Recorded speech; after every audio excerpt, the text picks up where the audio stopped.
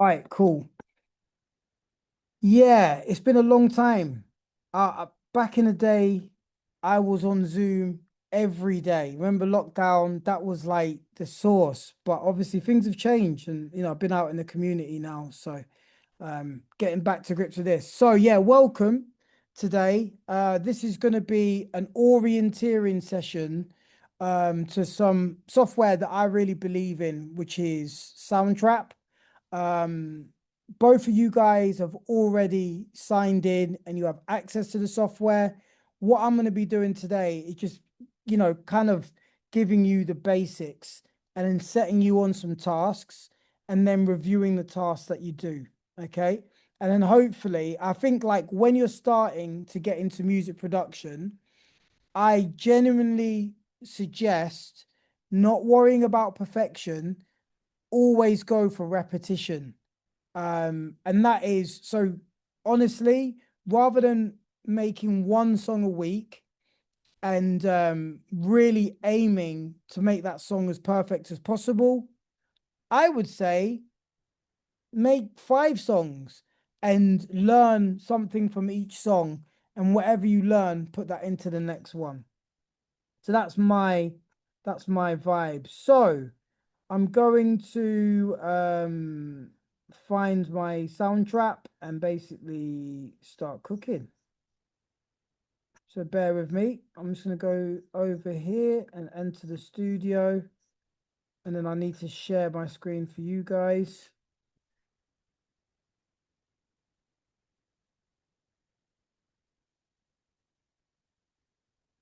Okay, yeah, good. So, both of you have already kind of done this, which is good. But yeah, this is the Soundtrap overview. So I feel like what is really, really important sometimes, I'm actually going to make this smaller so I can see what I'm doing, is just getting organized. When you are making a song can obviously be 4 minutes plus 5 minutes. I think what makes people most confused is not working on a particular section and then moving on to another section. When you try and do everything all at once, it just gets really difficult. So hopefully that all makes sense. Now, what I'm going to show you is how to be organized. So the first thing to do is you're going to add a new track. Can't Obviously, see hello? I can only see like the search bar. Oh, really? All right, hold on. Let me stop my share. That's sorry, guys. Um, Let me reshare. Is that better? Yeah, I can see it now. All right, apologies. All right, cool. So the main thing about music production when you're first getting started is it's very easy to get lost, to press loads of buttons, to create so many different things. You get lost and it's frustrating. That's what I think anyway. So I'm gonna just talk you through the step by step. In your chat, I've also sent you it's not like a guide, but it's kind of like a glossary of terms. Do you know what I mean? It shows you the overview of Soundtrap, really. Okay, so I'm gonna go through it. So when you go into your session, the first thing you want to do is add a new track. It will give you lots of options, vocals and mic. Fairly straightforward. You can drop a vocal track on there, and then obviously if you've got a sound card and a microphone plugged in. All right, bro, you right? Yeah, good, thank you. One second. Do you have a laptop with you or some way of accessing Soundtrap? All right, cool, yeah. Well, do you want to? You might as well just watch this actually, because I'm going to give a bit of an orienteering session. We've got some people online. Um, so yeah, just watch this, make some notes. Here's like a handout to like basically explain more of what I'm going through. Yeah. But just follow along and then I'll set you up some work. Okay. All right, respect, bro. All right, okay, let's get back to it.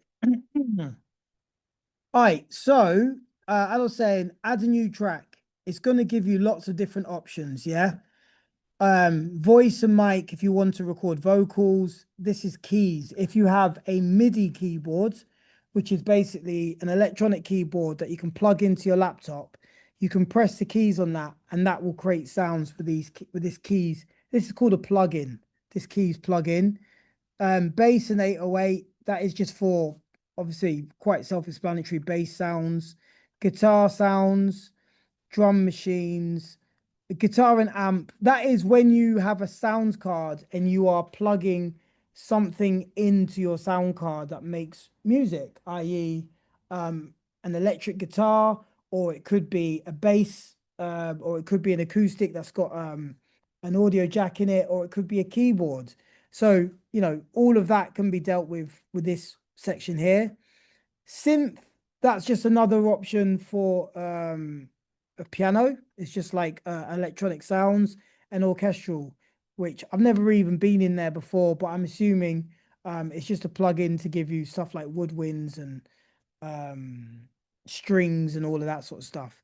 So I think a really good place to start with now is starting with drum machines. Yep. So you've got Smart Drummer, which we'll do another time, but Patterns Beat Maker is where we're going to be for now. Is everyone following along?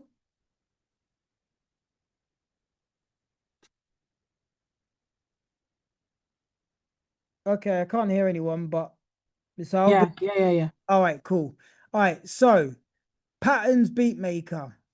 Now, I think one thing that is very, very useful to do is to unclick this follow beat. And I'll explain why. Because if you press play, you will see this playhead going along. And if you click follow beat, it's just going to keep following along. So as you can see, it's gone to bar 6, bar 7, bar 8, bar 9. And I'm telling you, before long, if you're actually trying to make a beat back here and you press play and it's gone all that way, you're just going to get lost. Okay. So let's just unclick this follow beat. And now let's get organized up here. So this orange bar is your loop section. Yep. And as a producer, it's down to you to tell the system what you want to loop.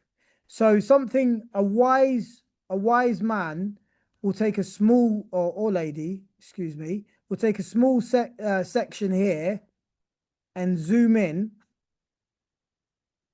And you should basically, when you're starting, I think just working one bar at a time is going to be good. Okay. So I'm going to show you something. When I extend this, as you can see at the bottom where the beat pattern maker is, it's extending how many squares there are. Can everyone see that? If I bring it back, it's just reducing the amount of squares or the bar. Okay. So for now, we're just going to stick with one bar. Okay. So this here, where my mouse is, essentially is a drum sampler. So, back in the 90s, pretty much all of hip hop was made using drum samplers.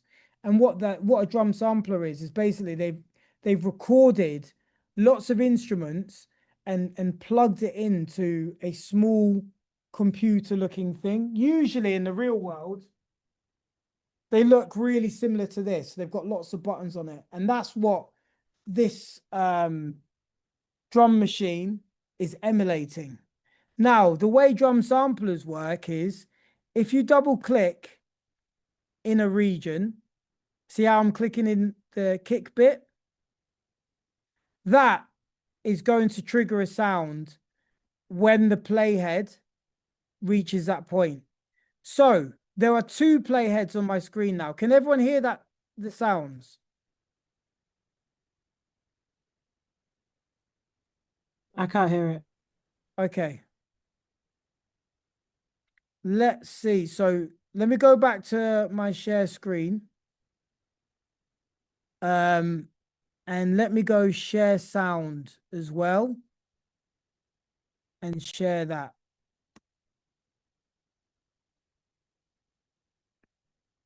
Okay. Let's just see how, I don't know what that is. Let's see how this goes. Can anyone hear that? Yeah, I can hear it. Cool. Right. So now you should when I basically press space bar on my laptop and that will cue the song to be playing. Yeah. Now there are two indicators to show you where you are. One is you see where my mouse is. When I press play, there's a little purple dot that's just moving at that at pace across the screen. Yeah. That shows you what is being triggered.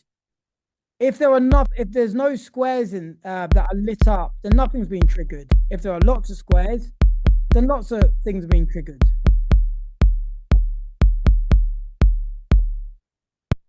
Okay, so that's important to know. Each line has a different sound. So obviously this is my snare and this is my kick. The next one is my hi-hat.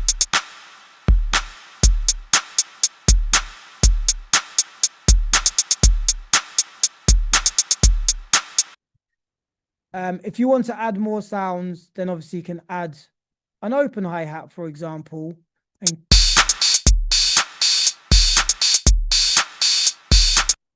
there you go. Okay. So Can you that is change? Can you change the kick to like a different sound, a different type of kick? yeah, of course. So yeah, cool. So if you have a look here, there is a section here that says machines tasty. What that is basically saying is this is a preset selection of sounds. Um, Obviously you can, okay, I'll tell you what, I'll just quickly draw in a groove.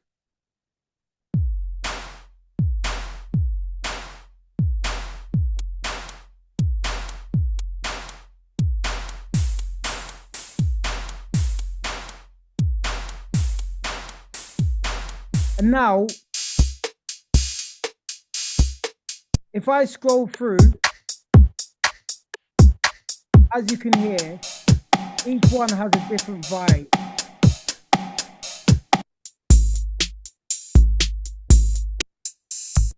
There are loads, absolutely loads, and they're all really good. Also, as part of you're right there, bro. Also, as part of what I'm bringing to the table is I will go and get, and I already have other really high quality professional kits that once you understand what you're doing, I will give you some links and you can upload these professional kits into these. I think for now, sound design is really important. But I also feel like just keep it in-house for now. All right, cool. So I quite like Toronto. And like I know why they've called it Toronto. It's because of Drake, and Drake uses the 808 drum machine, which was made by Roland, and it's an iconic machine. And yeah, these are kind of like the sounds that it makes. So yeah, so Drake, yeah, sometimes he'd be about. So sorry, I was just clicking this. This is tempo. Tempo is obviously really important. Um, if you want songs to sound um in a genre, the quickest way to do that is to choose the right tempo. Even if your sounds are wrong, if the tempo's right and the groove is roughly right, you should be able to cook. So the Drake, let's just say Drake, for example, the Drake style, if off the top of my head, this is sort of like the Drake groove, but he might be a bit slower. So this is like Kiki, do you love me? Are you riding? I mean, I'm not a singer. Obviously, Abby, you have more singing than I do. But this is kind of like the Drake groove, yeah? Kiki, do you love me? And you might have a few.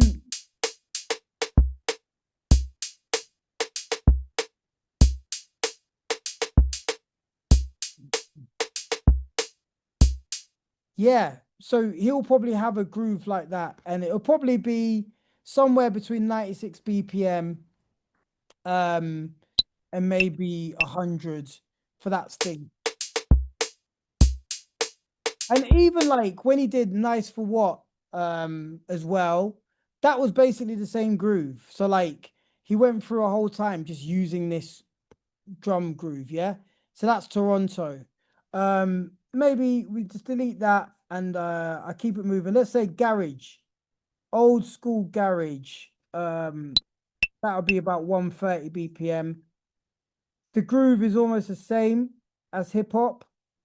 Um, oh, that hi-hat is not.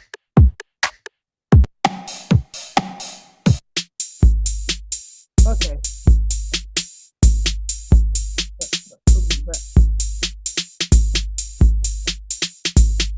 All right, so there is so that groove and that kit, maybe except for the hi-hat, sorry, for the open hi-hat, is very similar to you got 21 seconds to go, innit? 21 seconds to go. 21 seconds to go, and then see me on the video. Oh no. Basically, that is exactly the same kit as what they would have used. Yeah. What else have we got? Let's just delete that one. Because the reason why I'm showing you all this is because this is going to be your first task, writing grooves. So let's just say drill. Drill is probably one of the newer types. Usually to get a good drill thing, you probably need 2 bars. So I'm going to extend this to 2. So everyone can see now we've got 1 here and 2 here. And each bar is divided into 16 squares or 16th notes. Can everyone give me a thumbs up if they kind of understand that? If not, I'll explain it a bit better. Yeah. All right, cool. So for Melissa's benefit, yeah, just some really basic music theory. A bar of music is like a repetition. Yeah. So when you have a song and it's like, see me on the video, oh no, see me on the video, oh no, everything has like a repetition. So like and then it goes again. And you'll see in all types of music, it's just based in repetitions. So one repetition is in when you hear the beat coming back round again for the same sound and the same groove, that is called 1 bar. Yeah, it's very short. Also, when you're a rapper, we call it bars because a bar is basically 1 line or 1 sentence. So you can count either how many bars it is in terms of rap bars. If he says 1 sentence, that's probably 1 bar. If it's in the beat, every time it goes round, that's 1 bar. Does that make more sense? Yeah, Yeah, yeah. yeah. Cool. And then what we do basically in modern music, we divide each bar into 16 little chunks. Yeah. And we do that because a lot of the grooves that we want are divided into 16. Yeah. The if you change the subdivision, which is how many things we're splitting this up in, yeah, you can create different grooves. But for the average producer, 16 notes in every bar is fine. And when I say notes, I mean squares. That's just the terminology they use. So drill. The pattern for drill is put 1 in the beginning on the hi-hat, you miss 2. Put 1 there, you miss 2. Then you miss 1, put 1 there, you miss 2, you miss 2. And then you just basically repeat. What? 2, 2, 2. Is that right?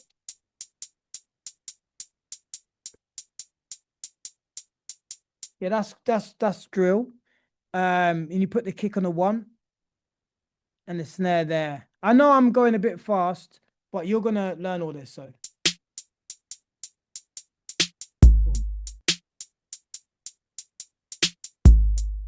that's just drill. Can everyone hear that? Thumbs up. Yep. Cool. So I think like, you know, that is important, I think. Yeah.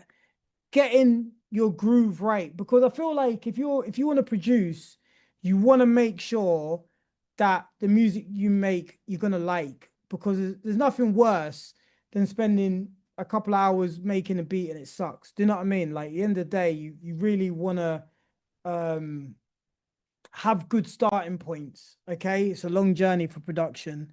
But if we can give you these pointers, it will really help. So when I talked earlier on about like import file, I've managed to get some like one of the producers I've just sent me loads and loads of files. His song was just used by Joey Badass on some BET spray out. He really is amazing hip hop producer. So he sent me all of that, but I don't want to upload it in here until people are used to the ABCs. Okay. So for now, we're going to click loop library. Yeah. So just to backtrack, you today, your job is to do two things.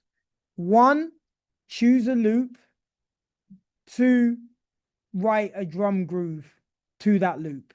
Yeah.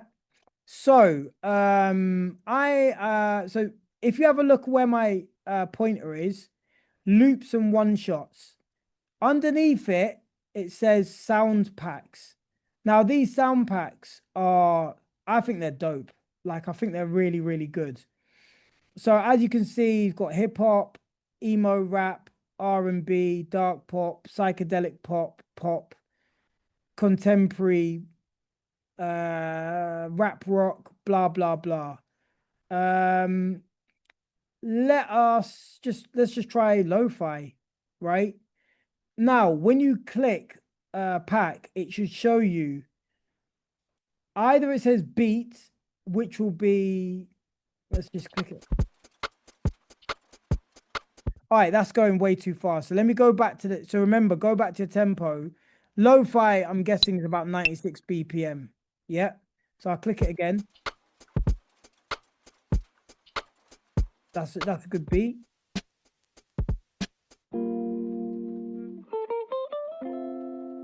That's all right. When it says beat, instrumental, it will be the whole thing. Yeah. Don't want to use that because it's already done. That makes sense.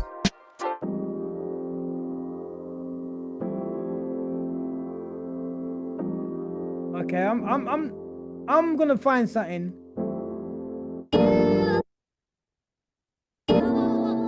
Ooh. Ah, come on. Come on.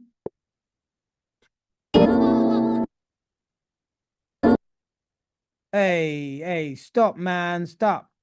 All right, cool. So when you get a song in, your first thing you need to do, as I was saying earlier, is get organized. So you can see where my pointer is. You've got sorry, I'm just pressing down here in the bottom right. There is a plus and a minus. You see? I like when I'm doing something, even in my house, or I need to be able to see what I'm doing. Otherwise, I just get confused. Maybe that's just how my brain works. Um, yes. So I now know that this thing is 4 bars. Yep. Can everyone see? It says one, two, three, four. I have also set my loop to be 4 bars. Yeah. Now press play. Everyone good?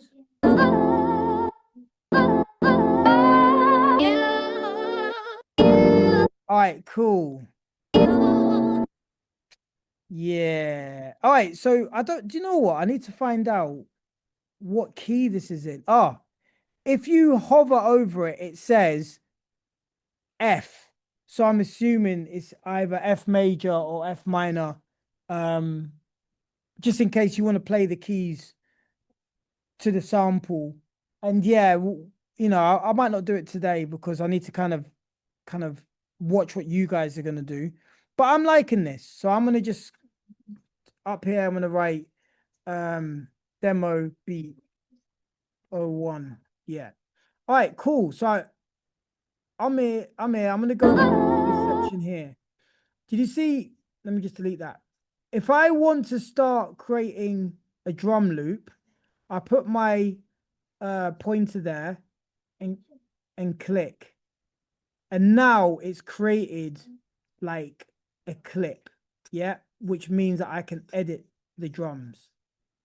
So I'm gonna smallen this, if that's even the official term, and I'm just gonna just let me just play the whole thing and then kind of imagine the loop.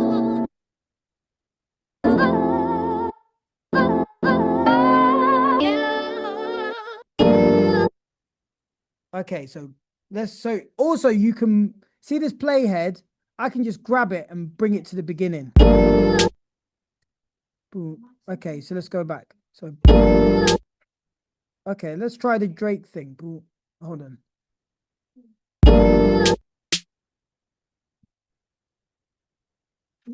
Yeah, maybe this could work. Maybe put yeah, maybe that could work. All right, let's try this.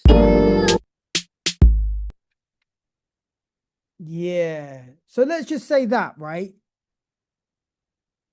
I'm gonna bang some hi-hats there. Sometimes, like, honestly, hi-hats are you just yeah, basic. This is a very basic system. Yeah.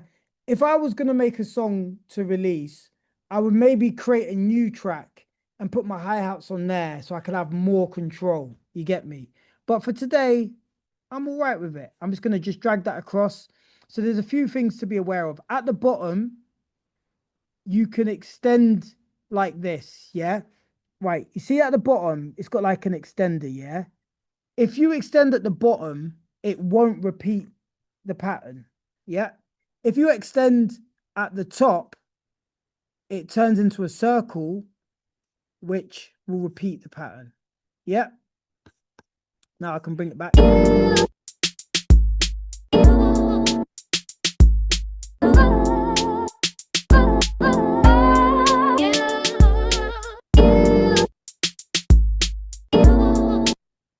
you know what, man? Uh, I could rap over that.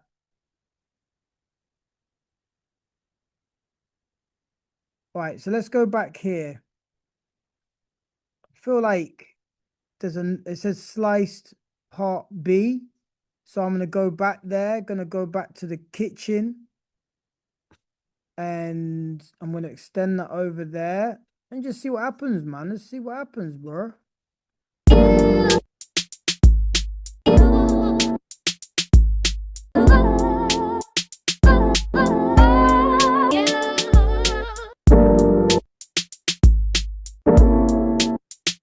Okay.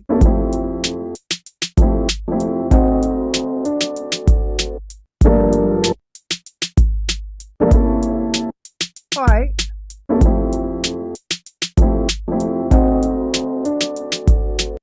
Nah, big up Soundtrap, man.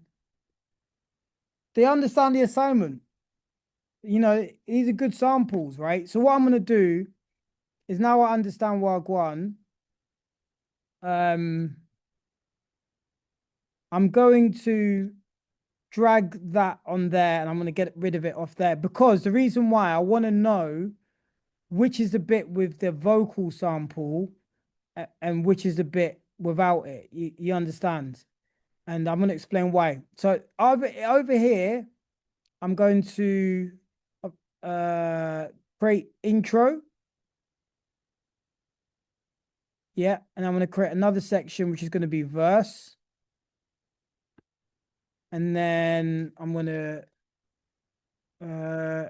copy. I know I'm moving quickly now, but it is what it is. I feel like people kind of understand what's going on. And I'm gonna just make this where's hook? Right? Now, um Yeah, like obviously I'm not gonna put myself under that much pressure. What I can, all right, do you know what? There is probably a bass section here. So let's go and just drag a bass here and see what this is. Why don't we just loop this section here for the hook?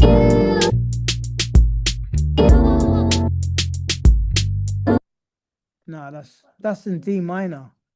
Right, so the raccoon.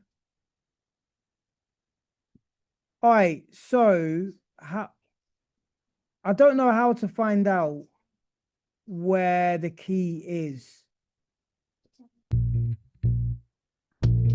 Okay, so that's a whole different instrumental. Raccoon beat. Well, there is okay, long story short, in here, without really quickly looking around, I don't know what the base is for that. But I could easily just go back and just find another bass in another thing in another sound. Or I could just go, right, I want to make my own sort of bass here. So if I just delete that track and just say I wanted to go on here.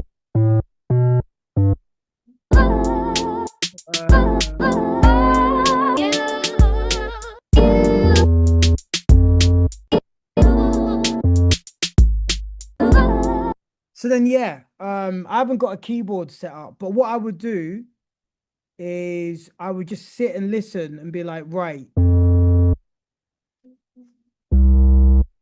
or maybe, do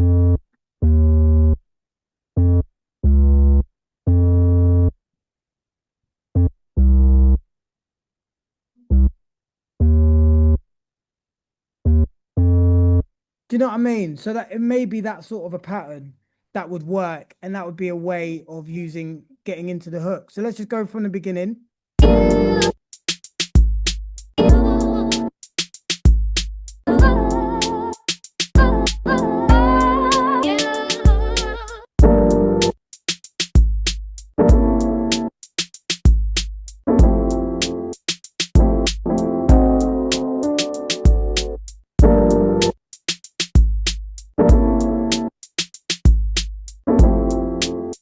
Okay, so maybe a little trick that I like to do is if you click here with maybe a right click, it's going to be different on your computer, and you go to split region.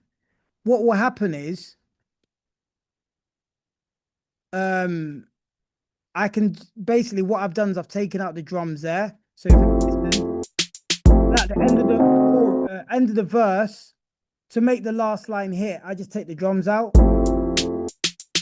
Like, yeah, because that's how it is.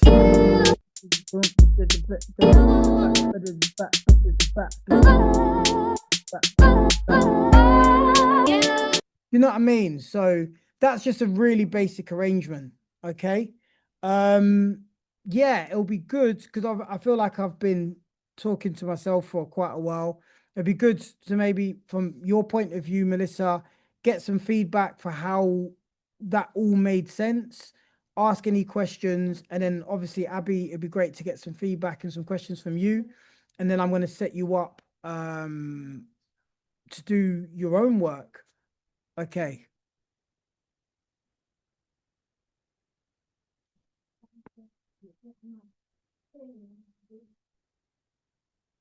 Yeah, so Melissa, do you want to go first? Yeah, that was really good. Thank you. It's a lot simpler than Ableton, it seems. So. Nah, do you know what? I appreciate that because I did take a big risk with this. Like honestly, I took a big risk with it. I've lived on Ableton for all my production life. I love Ableton. You guys are cool. But I also find this easy to teach on. And if it's easy to understand, then people are gonna get cooking. These guys in there, you could tell they're just buzzing about something. They're just excited. I think they've made some tunes that they're happy with, so they keep going, yeah, yeah, yeah. Every time I turn around, they're like, yeah, yeah, yeah. So yeah, we'll probably do a bit of a listening session at the end. All right, so yeah. Melissa, do you feel like obviously you're gonna get stuck, but do you feel like you could just get on with some work now? Yes, yeah. All right, amen. Thank you, Abby. Yeah, it makes sense to me. I agree. It's a lot easier than Ableton. Oh man, I'm gonna lose my sponsorship, man. But at the end of the day, I did really try to start off with Ableton, but I think I had to go at this software and I thought, yeah, this is the one. So yeah, I'm really glad that we went with that. So I'm probably gonna carry on making this beat. Um I will stop sharing my screen. So oh no. Okay, so what do you guys want to do? Because basically what I want you to do is to start making some beats of your own. So what do you want me to do? Do you want me to stop the recording and then we can come back at a particular time and I can have a listen.